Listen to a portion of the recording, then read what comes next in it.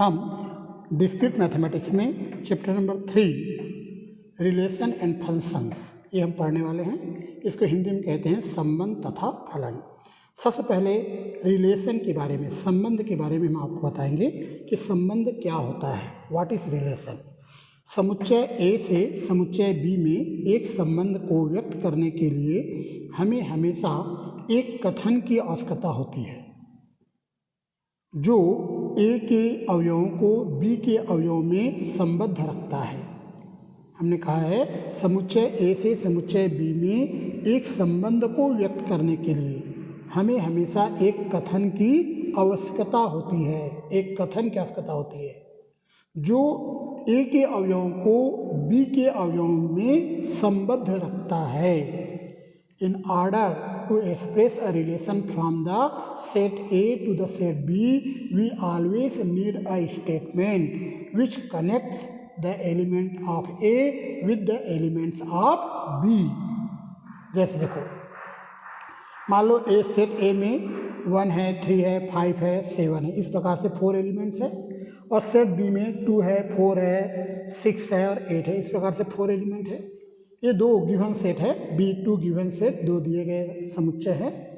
हमने एक रिलेशन लिखा, suppose a relation from the set A to the set B is expressed by the statement is less than. हमने एक relation दिया है इज लेस देन, तो A के एलिमेंट लेस देन होंगे B के एलिमेंट से। ऐसे आपको पेयर्स बनाने पड़ेंगे। एक एलिमेंट ए से लोगे, दूसरा एलिमेंट बी से लोगे, लेकिन ये संबंध संतुष्ट होना चाहिए। आपने संबंध बनाया है इज लेस देन, तो आप यहाँ से 1 लोगे तो यहाँ से 2, 4, 6, 8 सभी ले सकते हो, क्योंकि 1 is less then 2, 1 is less then 4, 1 is less then 6 and 1 is less then 8। तो 1 के लिए ये चारों ले सकते हो, लेकिन 3 जब आप 3 लोगे ए से तो आप 2 नहीं ले सकते। 3 के साथ 4 ले सकते हो, 3 के साथ 6, 3 के साथ 8, क्योंकि 3 इज लेस देन 4, लेकिन 3 इज नॉट लेस देन 2। तो आप जो है यहाँ पर संबंध लिख रहे हो इज लेस देन, तो 3 के साथ 4, 6, 8 आएगा, लेकिन 2 नहीं आ सकता। वैसे 5 के साथ 6 और 8 आएगा, और 7 के साथ केवल 8 आएगा। तो आपका पेयरिंग इस प्रकार से होगा। Then the relation R is 1, 2 आएगा, 1, 4, 1, 6, 1, 8 है ना। 1 के साथ तो 2 भी होगा, 1 के साथ 4 भी, 1 के साथ 6 भी, 1 के साथ 8 भी होगा, लेकिन 2 के साथ आएगा 3 के साथ 3, 4, 3, 6, 3, 8, 5, 6, 5, 8 एंड 7, 8। ये हमारा रिलेशन होगा, क्योंकि हमने रिलेशन लिया है इज लेस देन। आगे बढ़ते हैं। यहाँ पर आर जो है वो इस प्रकार से पेयर में रिप्रेजेंट किया जाता है रिलेशन को, एक्स वाई पेयर में, जहाँ पर एक्स ए का एलिमेंट होना चाहिए और वाई जो है बी का एलिमेंट होना चाहिए। तो ये जो पेयर है एक्स वाई पेयर, ये आर के एलिमेंट होते हैं। इस आर को हम रिलेशन बोलेंगे बिटवीन ए एंड बी। तो R is called relation between A and B. इस आर को ए तथा बी के बीच एक संबंध कहते हैं। अगर हम आर इनवर्स की बात करें तो ए पेयर चेंज हो जाएगा। एक्स वाई पेयर न लिख के हम लिखेंगे वाई एक्स पेयर, जहाँ पर एक्स ए का एलिमेंट है और वाई बी का एलिमेंट है। तो अगर इस पेयर को हम चेंज कर दें, बदल दें, है ना, एक्स की जगह वाई लिख दें, वाई की जगह एक्स लिख दें, तो ये आर इनवर्स के एलिमेंट होंगे। इस आर इनवर्स को हम कहेंगे inverse relation of R. R inverse is called the inverse relation of R. R का प्रतिलोम संबंध कहलाता है। कुछ रिलेशन के टाइप्स हैं जो आप लोगों को याद होनी चाहिए। हम आपको बताने वाले हैं डिफरेंट टाइप ऑफ रिलेशन, संबंधों के प्रकार। सबसे पहले रिफ्लेक्सिव रिलेशन। कुछ रिलेशन रिफ्लेक्सिव होते हैं और कुछ रिलेशन रिफ्लेक्सिव नहीं होते हैं। तो आपको ये पता होना चाहिए किस प्रकार के रिलेशन रिफ्लेक्सिव हैं। रिफ्लेक्सिव को हिंदी में स्वतुल्य कहते हैं। किस प्रकार के संबंध स्वतुल्य है और किस प्रकार के संबंध स्वतुल्य नहीं है, रिफ्लेक्सिव नहीं है। ये दोनों की जानकारी आपको होनी चाहिए। हम लिखते हैं if x is related to x itself. यदि s का संबंध s के साथ है फॉर ऑल x, सभी s के लिए, then the relation R is called reflexive relation. इसको आप ऐसे भी लिख सकते हो, if x pair belong to R, मतलब x और x का पेयर अगर करें तो r का एलिमेंट है फॉर ऑल s के लिए, सभी s के लिए, then r is called reflexive relation. तो r स्वतुल्य संबंध कहलाएगा। कब कहलाएगा? जब s का संबंध स्वयं x से हो, x is related to x itself, x स्वयं से संबंध रखता हो, तभी ये संबंध r रिफ्लेक्सिव कहलाएगा। हिंदी में बोलोगे स्वतुल्य कहलाएगा। एक एग्जाम्पल से समझते हैं। Let a relation R is defined by X related to Y if and only if X is equal to Y. एक संबंध आर इस प्रकार से परिभाषित है, एक्स का संबंध वाई से है यदि और केवल यदि जब एक्स बराबर वाई है। यहाँ पर संबंध का अर्थ बराबर से है, इक्वल टू से।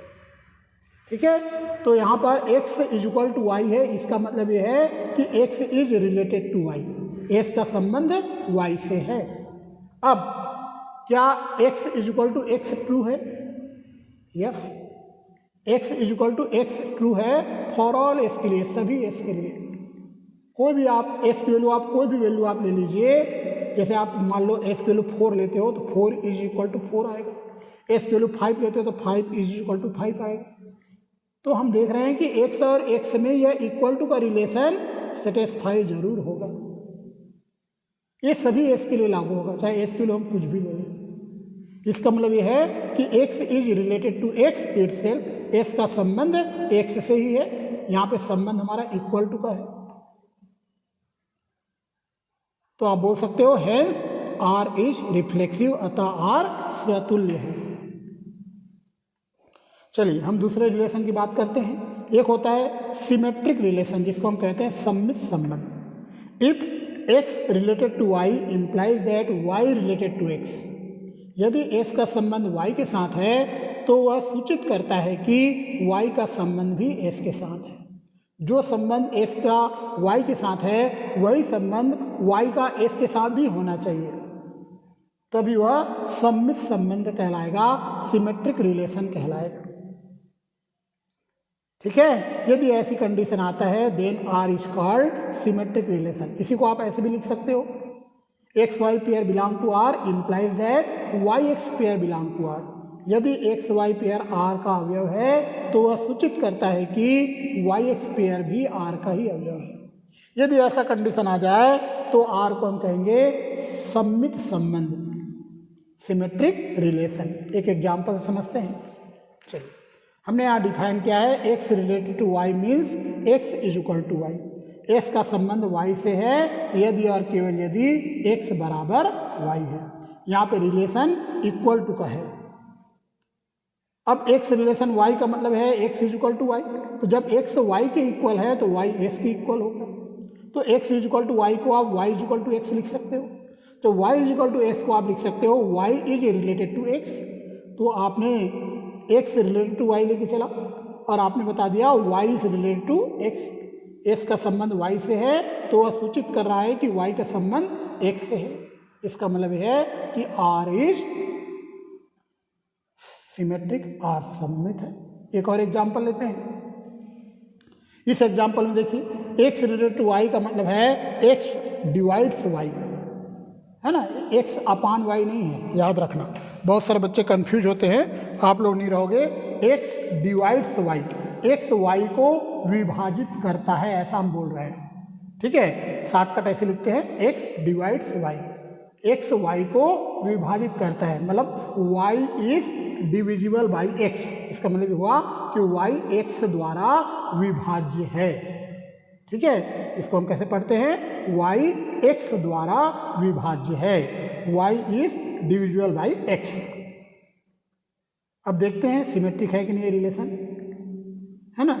r का मतलब है इज डिविजिबल बाई, है ना, या डिवाइड्स का रिलेशन है। तो x रिलेशन y मीन्स ये इंप्लाई करेगा x डिवाइड्स y। तो इसका मतलब ये हुआ कि x y को डिवाइड करता है, लेकिन ये जरूरी नहीं है कि जब x y को डिवाइड करे, जरूरी नहीं है कि y s को डिवाइड करे, ये बिल्कुल भी जरूरी नहीं है। यदि x और y इक्वल नहीं है तो अगर x y को डिवाइड करता है तो जरूरी नहीं है कि y भी s को ही डिवाइड करे। जैसे फॉर एग्जांपल 2 डिवाइड्स 10, 10 को विभाजित करता है, 2 divides 10, but 10 does not divide 2। आप देख रहे हो 2 10 को डिवाइड कर लेगा, लेकिन 10 जो है 2 को डिवाइड नहीं कर पाएगा, है ना। तो x y को डिवाइड कर रहा है, तो जरूरी नहीं कि y भी x को डिवाइड करे। ये तभी पॉसिबल होगा जब x और y दोनों इक्वल होगा तभी।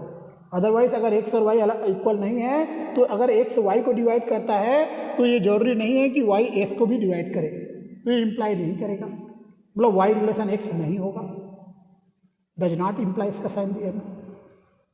मतलब R is not symmetric, R सममित नहीं है। एक होता है ट्रांजिटिव रिलेशन, संक्रमक संबंध। संक्रमक संबंध में if x is related to y and y is related to z, then implies that x is related to z। यदि x का संबंध y से है और y का संबंध z से है, तो वह सूचित करता है कि s का संबंध z से है। अगर ये कंडीशन सेटिस्फाई हो जाए, then R is called transitive relation, तो R को संक्रमक संबंध कहते हैं। इसी को हम ऐसे भी लिख सकते हैं, इफ यदि एक्स वाई पेयर R का अवयव है, belong to R, and Y Z pair भी R का एलिमेंट है, तो वह सूचित करता है कि एक्स जेड पेयर भी R का एलिमेंट है। If X Y pair belong to R and Y Z pair belong to R, then implies that X Z pair is also belong to R। यदि ये कंडीशन सेटिस्फाई हो रहा है, then R is called transitive relation, तो R को संक्रमक संबंध कहते हैं। एक एग्जाम्पल लेते हैं।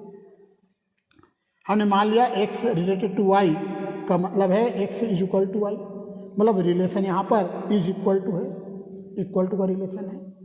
हम x related to y and y related to z लेके चलते हैं और हमें लाना होगा x रिलेटेड टू z। तो x रिलेटेड टू y का मतलब होगा x is equal to y, यहाँ से y रिलेटेड टू z, इसका मतलब यहाँ से y is equal to z होगा।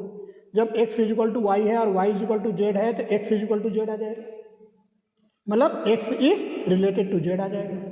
तो हमने लेके चला था x is related to y and y is related to z, और हमने ले आया x is related to z। इसका मतलब R ट्रांजिटिव है, R संक्रमक है। अब एक होता है एंटी सिमेट्रिक, जिसको हम हिंदी में बोलते हैं प्रतिसम्मित संबंध। अगर s का रिलेशन y के साथ है एंड y का रिलेशन s के साथ है, तो ये दोनों मिलकर ये सूचित करे कि x is equal to y। If x is related to y and y is related to z, y is related to x, then implies that x is equal to y। यदि s का संबंध y से है तथा y का संबंध x से है, तो वह सूचित करता है कि x और y बराबर है। यदि ऐसी कंडीशन आ जाए, then R is called antisymmetric relation, तो R को प्रतिसम्मित संबंध कहते हैं। अगर ये कंडीशन सेटिस्फाई हो जाए तो यहाँ पे आप देखिए एक एग्जांपल देखते हैं। x रिलेटेड टू y का मतलब लिखा x डिवाइड्स y, तो x related to y and y related to x दोनों लेके चलना है और मुझे लाना है x is equal to y। तो x रिलेटेड टू y का मतलब हुआ x डिवाइड्स y, और y रिलेटेड टू x का मतलब हुआ y divides x। x y को डिवाइड कर रहा है, y s को डिवाइड कर रहा है, इसका मतलब x और y इक्वल होंगे, मतलब R एंटी सिमेट्रिक होगा, प्रतिसम्मित होगा। ठीक है, अब मैं आप लोग पढ़ाने वाला हूं इक्विवेलेंस रिलेशन, तुल्यता संबंध। याद रखना, तुल्यता संबंध बनने के लिए 3 कंडीशन का होना जरूरी है। ये जो रिलेशन R है, ये संबंध R को आप तुल्यता संबंध कह सकते हो, इक्विवेलेंस रिलेशन आप बोल सकते हो, तभी जब इस R के पास ये 3 प्रॉपर्टी होनी चाहिए। यदि R रिफ्लेक्सिव है, R सिमेट्रिक है, R ट्रांजिटिव है ना। अगर ये 3 कंडीशन सेटिस्फाई होता है, then R is called equivalence relation. यदि R स्वतुल्य है, R सममित है, R संक्रमक है, तो R को तुल्यता संबंध कहते हैं। If R is reflexive, R is symmetric and R is transitive, then R is called equivalence relation. याद रखना, एक एग्जांपल समझते हैं। x रिलेशन टू y का मतलब लिखा x is equal to y, यहाँ भी रिलेशन का मतलब इक्वल टू से है। तो R रिफ्लेक्सिव है, क्योंकि x related to x true होगा, x is equal to y, x true है। है ना, एक्स स्वयं के इक्वल होता है। आर सिमेट्रिक भी है, सिमेट्रिक इसलिए है क्योंकि अगर एक्स रिलेटेड टू वाई ले तो x is equal to y आएगा, एक्स इक्वल टू वाई को हम वाई इक्वल टू एक्स लिख सकते हैं और वाई इक्वल टू एक्स को हम लिखेंगे वाई रिलेटेड टू एक्स। तो एक्स रिलेटेड टू वाई लेके चला और वाई रिलेटेड टू एक्स आ गया, मतलब आर सम्मित है। आर ट्रांजिटिव भी है क्योंकि x related to y and y related to z अगर हम लेके चलते हैं तो यहाँ से x is equal to y आएगा, यहाँ से y is equal to z आएगा, दोनों को मिलाएंगे तो x is equal to z आ जाएगा। और जब x is equal to z है तो एक्स रिलेटेड टू जेड लिखेंगे। इसका मतलब ये है कि आर रिफ्लेक्सिव भी है, सिमेट्रिक भी है, ट्रांजिटिव भी है, hence R is equivalence relation, अतः आर एक तुल्यता संबंध है। एक होता है अंशतः क्रमिक संबंध जिसको हम इंग्लिश में कहेंगे पार्शियल ऑर्डर रिलेशन, अंशतः क्रमिक संबंध पार्शियल ऑर्डर रिलेशन। इस रिलेशन आर को आप पार्शियल ऑर्डर रिलेशन कहोगे या अंशतः क्रमिक संबंध कहोगे यदि आर के पास ये तीन प्रॉपर्टी है। First, R is reflexive, R स्वतुल्य है। Second, R is anti symmetric, R प्रतिसम्मित है। और third, R is transitive, R संक्रमक है।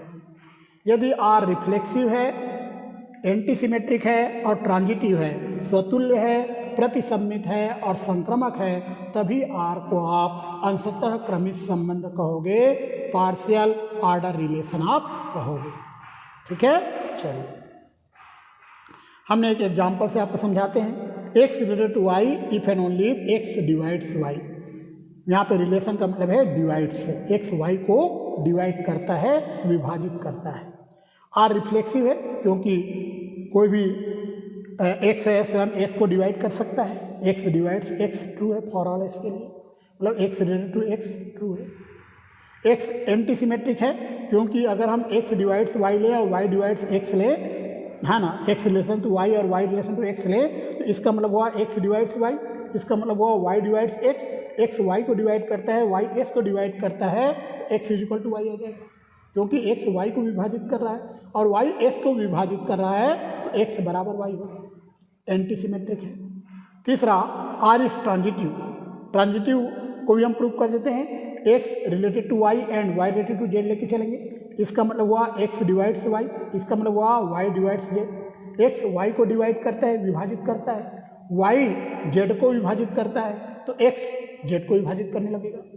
तो आप लिख सकते हो एक्स डिवाइड्स जेड। जब एक्स डिवाइड्स जेड लिखोगे तो x is related to z आ जाएगा। इसका मतलब यह है कि R is transitive, R transitive हो गया, संक्रमक हो गया। तो hence R is partial order relation, अतः आर अंशतः क्रमिक संबंध है। अब हम एक क्वेश्चन करते हैं। यदि आर आई पूर्णांकों का समुच्चय हो तथा संबंध x relation y if and only x minus y एक सम पूर्णांक है। एक्स रिलेशन वाई का मतलब दिया गया है एक्स माइनस वाई एक सम पूर्णांक है, तो सिद्ध कीजिए कि आर एक तुल्यता संबंध है।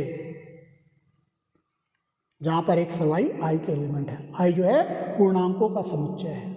आई इज लिखा हुआ है if I is the set of integers, I set of integers है and the relation x R y, x is related to y, x का रिलेशन वाई के साथ है यदि और केवल यदि x minus y is an even number, x minus y एक सम संख्या है। यदि एक्स माइनस वाई एक सम संख्या है तो x related to Y.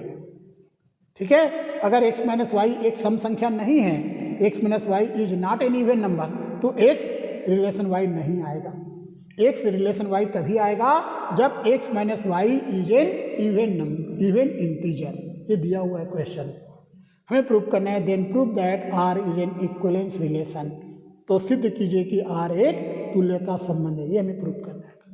It is given that, यह दिया गया है कि एक्स रिलेशन वाई का मतलब है x minus y is an even integer, x minus y एक सम पूर्णांक है। इसका मतलब है एक्स रिलेशन वाई का मतलब है एक्स माइनस वाई एक सम पूर्णांक है। मान लो हमने लिख दिया एक्स माइनस वाई एक सम पूर्णांक नहीं है, तो एक्स रिलेशन वाई नहीं आएगा। फिर एक्स रिलेशन वाई तभी आएगा जब एक्स माइनस वाई एक सम पूर्णांक है ना, मतलब एक्स रिलेटेड टू वाई तभी होगा when x minus y is an even integer. ये हमें क्वेश्चन में दिया गया है। अब हमें इस आर को बताना है रिफ्लेक्सिव, सिमेट्रिक एंड ट्रांजिटिव, तभी आर इक्विवेलेंस रिलेशन बनेगा। सबसे पहले हमें लिखा है आर इज रिफ्लेक्सिव। हमें बताना पड़ेगा x is related to x itself, मतलब एक्स का संबंध एक्स से है फॉर ऑल एक्स के लिए। हमें पता है एक्स माइनस एक्स जीरो होगा और जीरो एक इवन इंटीजर होता है, जीरो एक समपूर्णांक होता है। तो हम देख रहे हैं एक्स माइनस एक्स की वैल्यू जीरो है और जीरो एक समपूर्णांक है, मतलब एक्स माइनस एक्स एक समपूर्णांक है, एक इवन इंटीजर है। हमने लिखा है x minus x is an even integer, x minus x एक समपूर्णांक है। जब ये समपूर्णांक है तो एक्स का रिलेशन एस के साथ हो गया, सभी एस के लिए, क्योंकि एस का रिलेशन वाई के साथ तभी होता है जब एक्स माइनस वाई एक समपूर्णांक होता है, मतलब एक्स माइनस वाई एक इवन इंटीजर होगा, तभी आप एक्स रिलेशन वाई लिखोगे। तो यहाँ पर अगर वाई की जगह एक्स आ गया, x minus x is an even integer लिखा है, तो एक्स रिलेशन एक्स लिखोगे आप, है ना। तो यहाँ पे हम लिख दिया x is related to x itself. अब हम बताएंगे आर इज सिमेट्रिक। इसमें बताना पड़ेगा x relation y implies that y related to x. यदि एक्स का संबंध वाई से है तो वह सूचित करता है कि वाई का संबंध एक्स से है। एक्स आर वाई, मतलब x is related to y का मतलब है x minus y even integer, x minus y एक समपूर्णांक है। हमें पता है कि अगर ये इवन इंटीजर है तो इसमें इसका जो निगेटिव होगा वह भी इवन इंटीजर होता है। जैसे फॉर एग्जांपल अगर 2 इवन इंटीजर है, 2 एक सम संख्या है तो -2 भी सम संख्या होता है, इवन इंटीजर होता है। 4 इवन इंटीजर है तो -4 भी इवन इंटीजर होगा। तो अगर इसमें माइनस का मल्टीप्लाई करें तो y माइनस एक्स आ जाएगा। तो y minus x is also an even integer, y minus x भी एक समपूर्णांक ही होगा, क्योंकि x माइनस वाई समपूर्णांक है, इवन इंटीजर है। जब x minus y even integer है तो y माइनस एक्स भी इवन इंटीजर ही आएगा, समपूर्णांक ही आएगा। और इसका मतलब ये हो गया कि y रिलेटेड टू x, मतलब r इज सिमेट्रिक, r सम्मित हो गया। अब हमें बताना है r is transitive. x related to y and y related to z लेके चलेंगे और बताएंगे x रिलेटेड टू z। इसका मतलब हुआ x minus y is an even integer, x minus y एक समपूर्णांक है। इसका मतलब है y minus z is an even integer, y minus z एक समपूर्णांक है। यह भी इवन इंटीजर है, यह भी इवन इंटीजर है, दोनों को ऐड करेंगे तो इवन इंटीजर ही आएगा। ये एक समपूर्णांक है, हो सकता है इसका वैल्यू 2 हो, 4 हो, 6 हो, इसका वैल्यू हो सकता है 2 हो, 4 हो, 6 हो। इन दोनों को प्लस करेंगे तो भी इवन इंटीजर आएगा। जैसे 2 और 4 को प्लस करोगे 6 आता है, 2 भी इवन इंटीजर है, 4 भी इवन इंटीजर है और 2 + 4 भी इवन इंटीजर ही आएगा। 2 एक पूर्णांक संख्या है, नहीं समपूर्णांक संख्या है, 4 भी समपूर्णांक संख्या है। 2 + 4 6 होगा और 6 भी समपूर्णांक संख्या है। तो ये इवन इंटीजर है, यह भी इवन इंटीजर है। इन दोनों को हमने प्लस कर दिया तो भी हमने लिखा है is also an even integer, एक समपूर्णांक है। और इन दोनों को प्लस करेंगे तो y कैंसिल हो जाएगा, x minus z is an even integer आएगा। सॉल्व करेंगे तो x माइनस जेड आएगा, x minus z even integer है, इसका मतलब x is related to z। तो आप लिख सकते हैं r इज ट्रांजिटिव, r संक्रमक है। तो r रिफ्लेक्सिव भी था, सिमेट्रिक भी था, ट्रांजिटिव भी है। इसका मतलब R is an equivalence relation, R एक तुल्यता संबंध है। इस क्वेश्चन में देखिए, इसमें लिखता है x रिलेटेड टू y का मतलब है x माइनस वाई 5 से विभाज्य है। x रिलेटेड टू y का मतलब है x minus y is divisible by 5। हमें बताना है ये जो R है यह एक इक्विवेलेंस रिलेशन है, तुल्यता संबंध है। इट इज गिवन दैट, यह दिया गया है कि x related to y if and only x minus y is divisible by 5।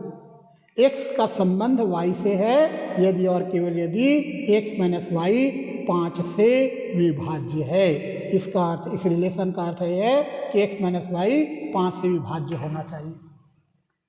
अब हमें इस r को बताना है इक्विवेलेंस रिलेशन। सबसे पहले हम बताएंगे r इज रिफ्लेक्सिव, r स्वतुल्य है, x is related to x itself, ये बताना पड़ेगा। हमें पता है x माइनस एक्स 0 होता है और 0 5 से डिवाइड हो जाएगा, 0 इज डिविजिबल बाई 5।